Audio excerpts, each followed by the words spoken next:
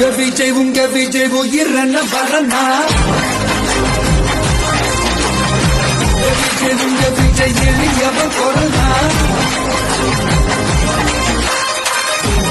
உங்க விஜய் தனியாளுங்க கடனா உங்க விஜய் எளியவ கொரோனா உங்க விஜய் தனியாளுங்க கடனா மக்கள் தானே மன்னர்களே உனக்கு கட்ட வரனா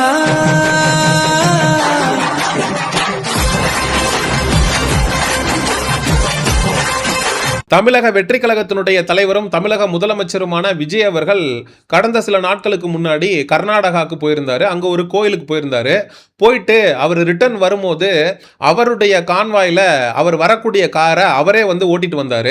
ஓட்டிட்டு வந்தவர் சீட் பெல்ட் எல்லாம் போடாமல் கார் ஓட்டிட்டு வந்து அந்த வீடியோ சமூக ஊடகங்களில் காட்டுத்தீயாக பரவுச்சு.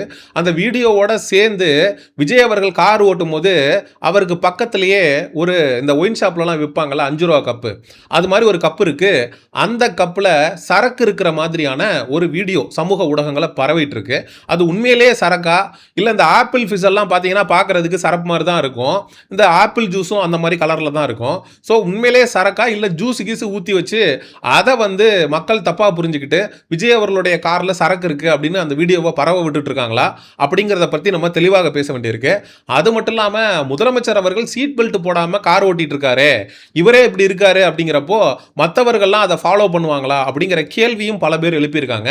ஏன்னா காரில் சீட் பெல்ட் போடாமல் வந்தால் போலீஸ் வந்து ஃபைன் போடுறாங்க, ஹெல்மெட் போடாமல் வந்தால் ஃபைன் போடுறாங்க, ட்ரங்க் அண்ட் டிரைவுக்கு ஃபைன் போடுறாங்க. ஒரு சராசரி மக்களுக்கு அப்படிங்கிறப்ப காவல்துறை அப்படிங்கிறது சட்டம் தன் கடமையை செய்து. ஆனால் ஒரு உச்சபட்ச அதிகாரத்தில் இருக்கக்கூடிய நம்ம தமிழ்நாட்டுடைய முதன்மை அமைச்சராக இருக்கக்கூடிய முதலமைச்சர் அவர்களே சீட் பெல்ட் போடாமல் கார் ஓட்டுறது எந்த விதத்தில் நியாயம் அப்படிங்கிறது தான் நிறைய பேர் எழுப்பக்கூடிய கேள்வியாக இருக்குது. இந்த இடத்துல விஜய் அவர்கள் சரக்கை வச்சுக்கிட்டு கார் ஓட்டினாரு அப்படிங்கிற விஷயத்தை நான் வந்து முற்றிலுமாக மறுக்கிறேன். ஏன் அப்படின்னா நிறைய அதிகாரிகள் விஜய் அவர்களோட காரில் உட்காந்துட்டு வர்றாங்க. அதே போல் முன்னாடி கான்வே போயிட்டு இருக்கு, காவல்துறை அதிகாரிகள்லாம் போயிட்டு இருக்காங்க. விஜய் அவர்கள் ஒருவேளை அப்படி குடிக்கணும் அப்படின்னா கூட அவருடைய நீலாங்கரை வீட்டுக்கு போனதுக்கப்புறம் அவருக்கும் பர்சனல் லைஃப் இருக்குது, அவர் தாராளமாக அதை செய்யலாம். ஆனால் கோயிலுக்கு போயிட்டு வந்து அரை மணி நேரத்திலேயே சரக்கை வச்சுக்கிட்டு விஜய் அவர்கள் கார் ஓட்டினாரு அப்படிங்கிற அவதூறை நான் முழுவதுமாக மறுக்கிறேன். அப்படி ஒரு விஷயம் நடந்திருக்கிறதுக்கு வாய்ப்பே கிடையாது. அது ஏதாவது ஒரு ஜூஸாக இருக்கலாம், அதை வச்சு சரக்கு அப்படின்னு விஜய்க்கு எதிராக பேசக்கூடிய நபர்கள் வந்து அவதூறுகளை பரப்பிட்டு இருக்காங்க. நீ விஜய்க்கு எதிராக தானப்பா பேசுவ, விஜய் அவர்களோட அரசியலை எதிர்த்து பேசுவ. இப்போ என்னாச்சு, இப்போ மட்டும் எதுக்கு நீ விஜய்க்கு ஆதரவாக பேசுற? விஜய் அவர்களுடைய அரசியல் நிலைப்பாட்டில் கொள்கை கோட்பாட்டில் நமக்கு ஏகப்பட்ட முரண்பாடுகள் இருக்கு. நம்ம கேட்கணும்னு நினைக்கிறது என்ன அப்படின்னா, விஜய் அவர்கள் திரிஷாவோட கல்யாணத்துக்கு போறத ட்ரெண்டிங் நியூஸ் ஆக்குறீங்க. விஜய் அவர்கள் திரிஷாவோட சேர்ந்து அஜித்குமாரோட அம்மாவுடைய மறைவுக்கு நேரில் சென்றதை ஒரு ட்ரெண்டிங் நியூஸா ஆக்குறீங்க. விஜய் அவர்கள் வந்து கார் ஓட்டினதை ஒரு ட்ரெண்டிங் நியூஸா ஆக்குறீங்க.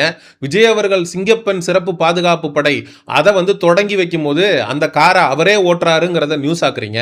இதெல்லாம் நியூஸ் ஆக்குறது மூலமாக தமிழ்நாட்டில் சட்ட ஒழுங்கு அப்படிங்கிறது சந்தி சிரிச்சுக்கிட்டு இருக்கு. பெண்கள் மற்றும் குழந்தைகளுடைய பாதுகாப்பு அப்படிங்கிறது கேள்விக்குறியா இருக்கு. அதை பத்தி பேசுறது இல்ல.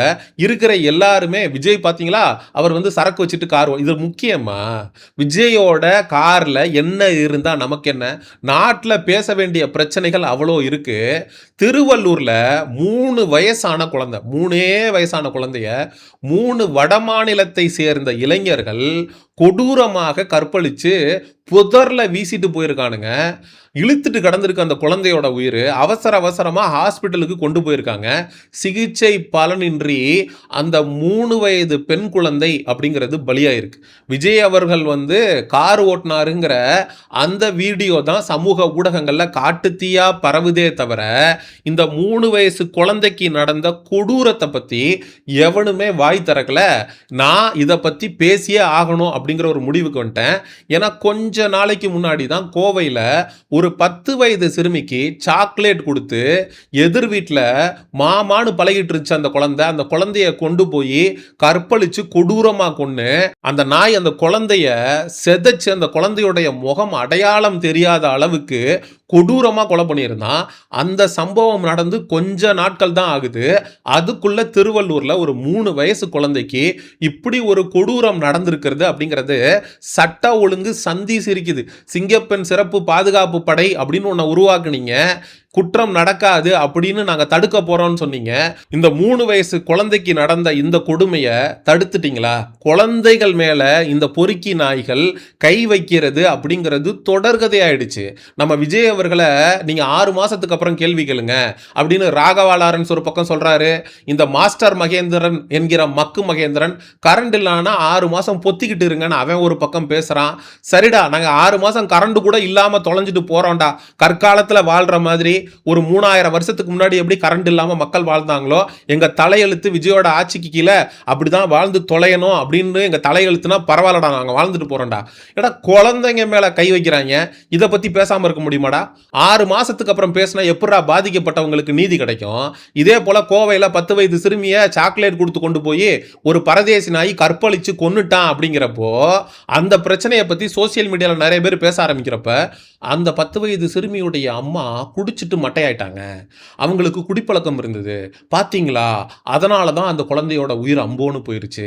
டேய், அந்த பொம்பளைக்கு குடிப்பழக்கம் இருக்கு, அந்த பொம்பளை வந்து குடிச்சிட்டு மட்டையாயிட்டா அப்படிங்கிறதுக்காக ஒரு 10 வயது சிறுமியை கூட்டிட்டு போய் ஒருத்தன் பாலியல் பலாத்காரம் பண்ணி கொல்லலாமாடாங்கிற கேள்வியை எவனாவது எழுப்புறானா? அதே போல இந்த 3 வயசு குழந்தையும் பாதிக்கப்பட்டிருக்கு, உயிர் போயிருச்சு. நாளைக்கு அந்த அம்மாவும் அந்த 3 வயசு குழந்தையோட அம்மாவும் அஜாக்கிரதையா இருந்துட்டாங்க. டிவியில சீரியல் பார்த்துட்டு இருந்தாங்க, அவங்க வந்து புருஷனோட பேசிக்கிட்டு இருந்தாங்க, அடுப்படியில் சமைச்சுக்கிட்டு இருந்தாங்க. ஒரு பெற்றவங்க தாங்க ரொம்ப கவனமா இருக்கணும். அவங்களுடைய கவன குறைவு தான் இப்படி ஒரு சம்பவம் அப்படிங்கிறது நடந்திருக்கு அப்படின்னு விக்டிம் பிளேம் பண்றானுங்க.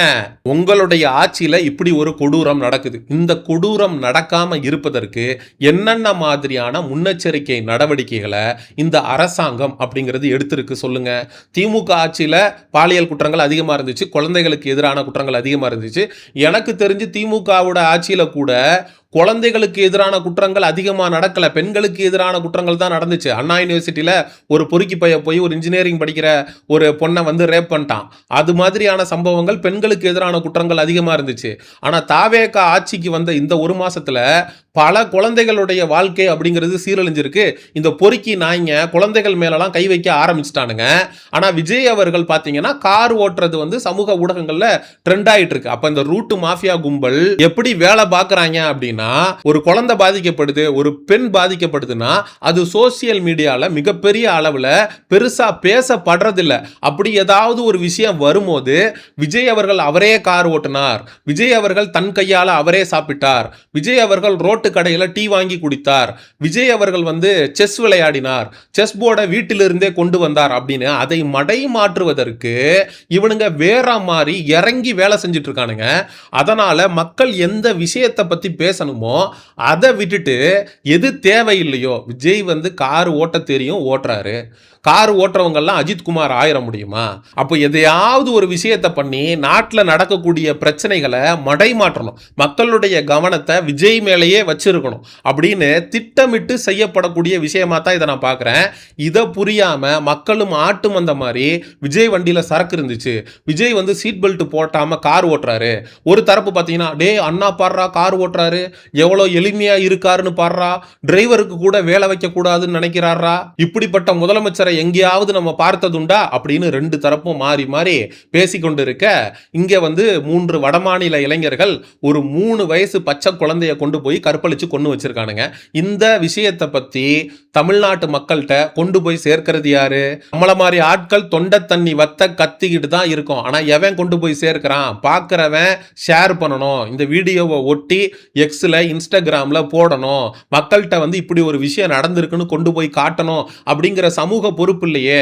ஒன்னு விஜயை ஆதரிக்கிற தரப்பு, விஜய்க்கு முட்டு கொடுக்கிற தரப்பு, விஜய்க்கு சொம்படிக்கிற தரப்பு, இன்னொன்னு வந்து விஜயை எதிர்க்கிற தரப்பு, விஜய் மேல அவதூறு பரப்புற தரப்பு. இந்த மாதிரி 2 தரப்பா பிரிஞ்சு இருந்து நாட்டில் நடக்கக்கூடிய பிரச்சனைகளை கோட்டை விட்டு உட்கார்ந்துருக்கீங்க அப்படின்னு சொல்லி இந்த காணொலியை நான் நிறைவு செய்றேன். மக்களாகிய நீங்க குழந்தைகளுக்கு எதிராக தமிழ்நாட்டில் அதிகரித்து வரக்கூடிய பாலியல் குற்றங்கள் பற்றி என்ன நினைக்கிறீங்க அப்படிங்கிற உங்களுடைய கருத்துக்களை மறக்காம கமெண்ட் செக்ஷன்ல சொல்லுங்க.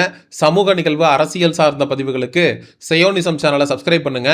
அடுத்த ஒரு காணொலி பதிவில் சந்திப்போம். நன்றி, வணக்கம்.